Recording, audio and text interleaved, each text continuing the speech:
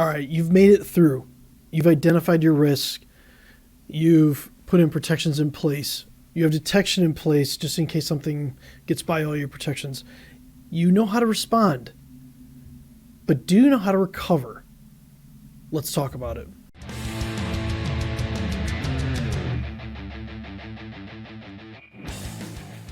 Hi, I'm Chris Burns from Techie Gurus, and welcome back. So we've already got through the first 4 functions of NIST.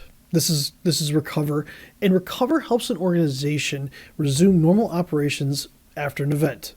So that could be ransomware, that could be a business email compromise, it could be just a PC failing, it could be a fire.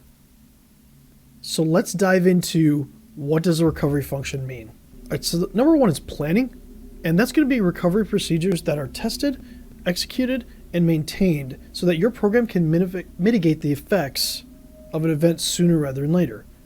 So what does that mean? That means we have to have things in place like backup and disaster recovery plans, business continuity plans, incident response plans, and we have to test them and we have to maintain them. So when things change, we're maintaining those plans along those lines. So let's focus on backups for a second. So you should have full backups for all of your data, and you should have full backups for all your software.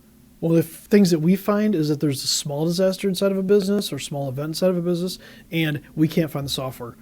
The customer can't find the software. It's important to understand where your software is and make sure that that's stored in a central repository. So let's talk about full backups for a second. Full backups should be done at a bare minimum weekly. You could go monthly, but the problem with that is as you extend the period of doing incremental backups every single day, it makes it harder to recover if you have if a file gets corrupted in the middle of that. So we recommend weekly backups, full backups. We also recommend that you're doing incremental backups. What does that mean? That means you're at least backing up once a day, all the changes from the last full backup. But some businesses, that could be every hour. It could be every 4 hours, it could be every 6 hours, it could be every 12 hours. So it's really important inside your business to understand how much data are you changing. And you're going to have to establish things like recovery time objective and recovery report objective. This video isn't for that, but just understand that you need to understand how often you need to do your backups. The next thing that's really important about backups is you're encrypting them. So you're encrypting them with a passphrase that only you know, your provider as well, your IT provider, or if you're working with somebody. And then you take that passphrase and you protect it. It's separate from the backup. It's stored securely so that in the event that you do get hit with some sort of malware or something like that that attacks your backups, there's a chance that they could corrupt it if it's not encrypted. So encrypt them, and the next thing you want to do is make sure they're off-site. Make sure they're off-site and make sure they're on immutable storage.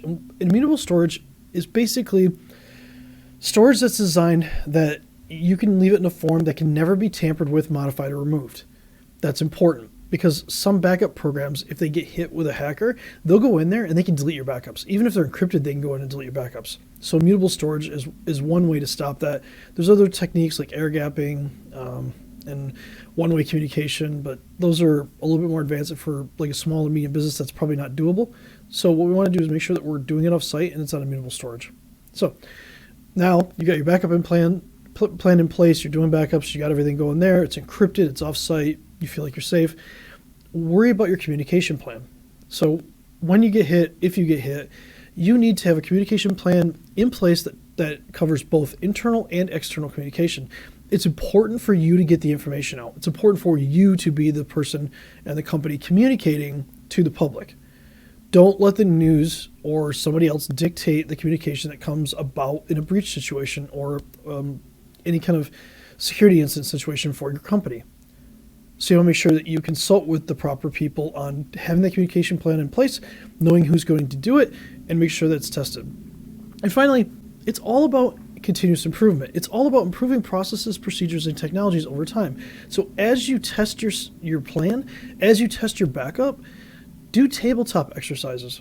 Bring people in from inside the organization and run through scenarios that you can cover from a manufacturing perspective, just from a service delivery perspective, depending on what kind of business you are. Bring other people in and let their voice be heard.